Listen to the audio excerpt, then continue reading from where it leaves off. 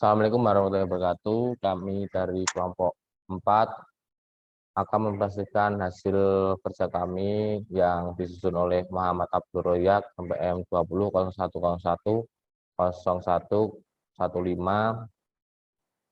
Krishna Bayu, NPM 19 01 01 0082 tentang perusahaan.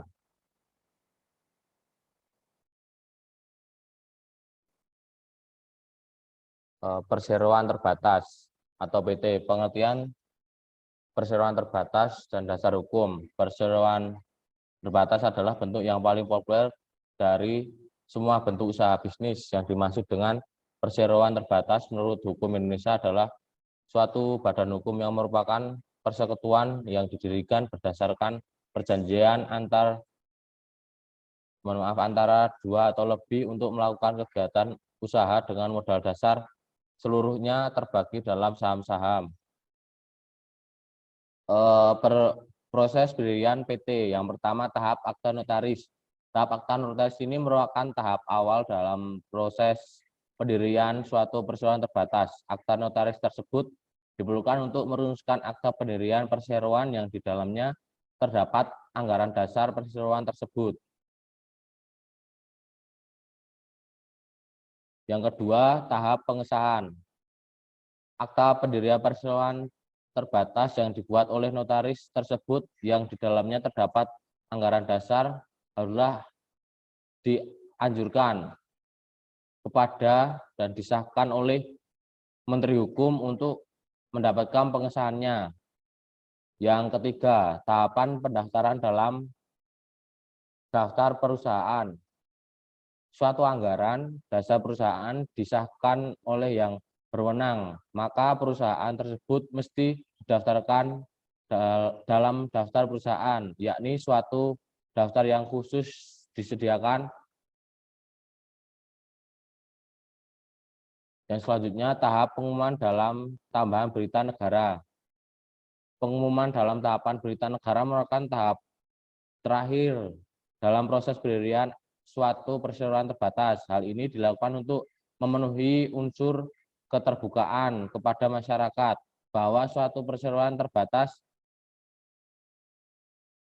dengan namanya tertentu serta maksud dan tujuan tertentu sudah didirikan.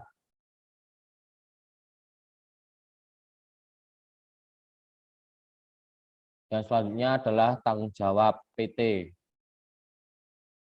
Tanggung jawab dalam suatu PT ada prinsipnya sebatas atas harta yang ada dalam perseroan tersebut. Dengan demikian, pada prinsipnya pihak pemegang saham, direksi, atau komisaris tidak pernah bertanggung jawab secara pribadi. Yang selanjutnya modal dan saham, jenis-jenis saham. Yang pertama, modal dasar. Modal dasar merupakan seluruh modal perseroan seperti yang ditulis dalam anggaran dasar, baik yang sudah atau yang belum ditempatkan atau di-store. Yang kedua yaitu modal ditempatkan. Modal ditempatkan adalah sebagian atau seluruh dari modal dasar yang telah diperuntukkan atau dijatah kepada pemegang saham tertentu. Jadi pada modal ditempatkan tersebut sudah teridentifikasi atas nama siapa saham-saham dalam modal ditempatkan tersebut dan dipegang.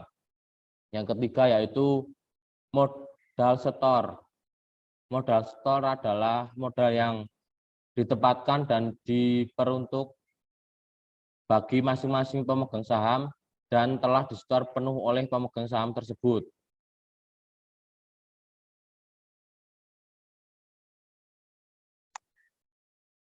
Yang selanjutnya, penyetoran saham. Pihak pemegang saham setidaknya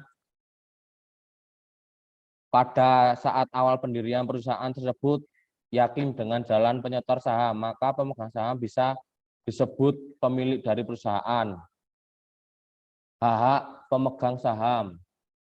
Yang pertama, hak suara dalam rapat umum pemegang saham, hak untuk menerima dividen, hak untuk menerima sisa kekayaan dalam proses likuidifikasi.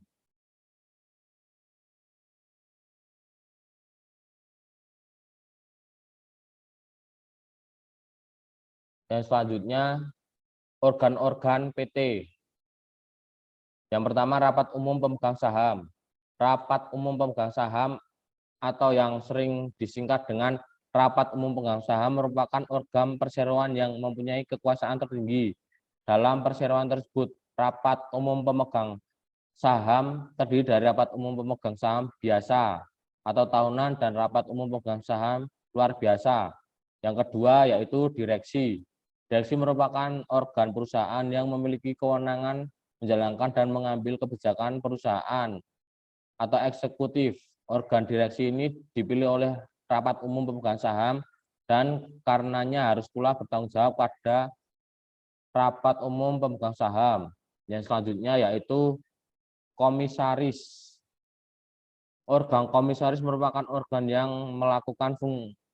melaksanakan fungsi pemegang terhadap perseroan. Organ komisaris tersebut dipilih oleh rapat umum pemegang saham dan karenanya harus pula bertanggung jawab pada rapat umum pemegang saham. Yang selanjutnya yaitu pembubaran perseroan terbatas. Yang pertama, bubar karena keputusan rapat umum pemegang saham. Yang kedua, bubar karena jangka waktu berdirinya sudah berakhir. Yang ketiga, bubar karena penetapan pengadilan. Yang selanjutnya yaitu firma. Firma suatu bentuk perusahaan badan usaha untuk menjalankan dan mengembangkan usaha antara dua orang atau lebih dengan nama usaha bersama. Setiap anggota pada badan usaha firma memiliki tanggung jawab penuh atas perusahaan sehingga modal untuk mendirikan badan usaha firma juga berasal dari patungan para anggota. Yang selanjutnya akan dibacakan oleh teman saya. Selanjutnya yaitu proses pendirian firma. Proses pendirian atau firma sebagai ke dalam beberapa tahap sebagai berikut. Yang pertama adalah tahap akta otentik. Suatu firma harus didirikan dengan suatu akta otentik, dalam hal ini dengan suatu akta notaris. Apabila suatu firma tidak didirikan dengan autentik, maka hal tersebut berpengaruh terhadap pihak ketiga. Yang kedua yaitu tahap pendaftaran akta firma. Akta firma dibuat dengan akta notaris, maka akta firma tersebut haruslah didaftarkan dalam suatu register khusus yang tersedia di kepaniteraan pengadilan negeri di wilayah firma tersebut mempunyai tempat kedudukan. Yang ketiga yaitu tahap pengumuman dalam berita negara. Suatu petikan akta firma harus pula diumumkan dalam berita negara agar pihak ketiga mengetahuinya dan agar perusahaan firma tersebut berlaku dan meningkat pihak ketiga. Selanjutnya yaitu Komanditer Vennootschap. Bentuk perusahaan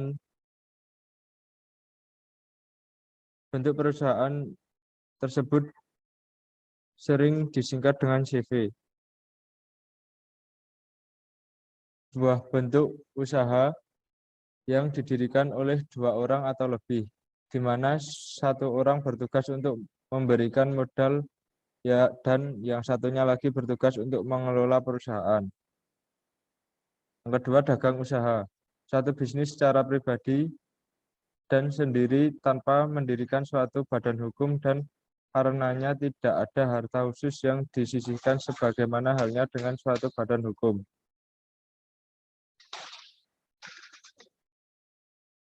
Kemudian badan usaha milik negara di bidang tertentu yang umumnya menyangkut dengan kepentingan umum di mana peran pemerintah di dalamnya besar, bentuk BUMN seperti peran Perhum dan Persero.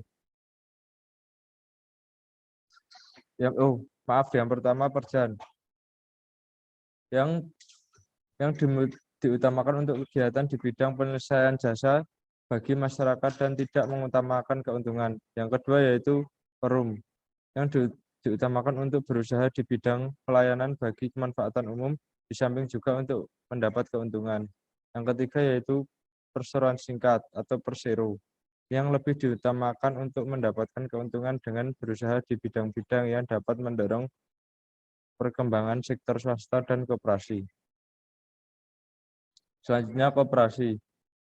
Badan usaha berbentuk badan hukum yang anggotanya terdiri dari perorangan atau badan hukum koperasi di mana kegiatannya didasarkan atas prinsip ekonomi kerakyatan berdasarkan asas kekeluargaan untuk mencapai tujuan kemakmuran anggota.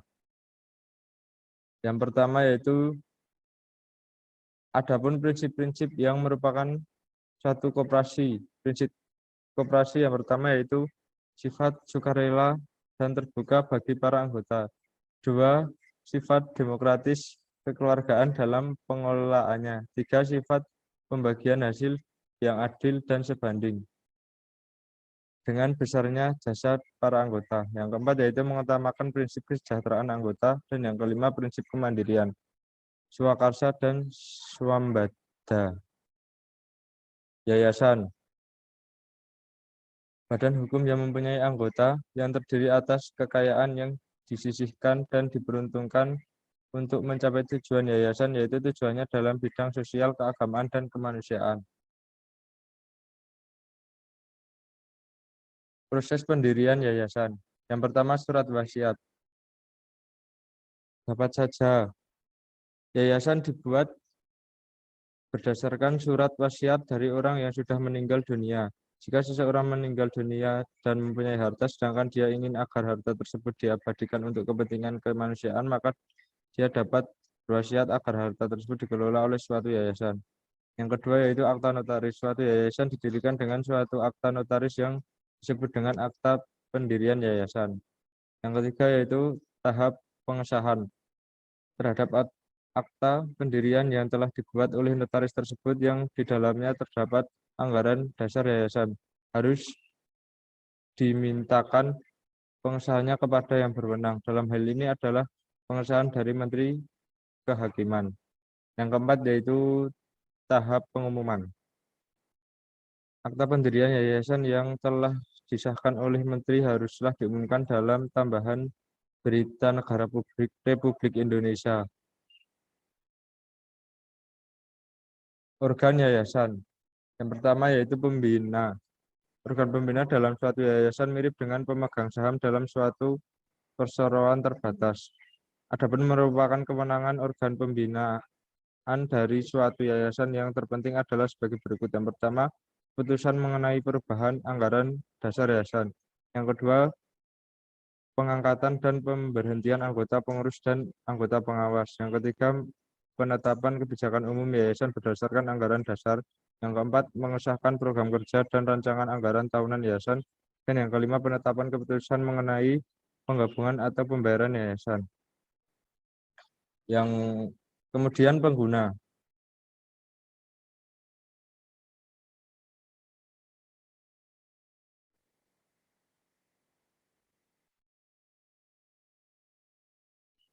Pengguna dalam suatu yayasan mirip dengan direksi dalam suatu perseroan terbatas, yakni organ yang mengesahkan tugas-tugas kepengurusan eksekutif dari suatu yayasan. Susunan pengurus yayasan sekurang-kurangnya terdiri dari seorang ketua, seorang sekretaris, dan seorang bendahara. Ketiga yaitu yang terakhir dan yang ketiga yaitu pengawas.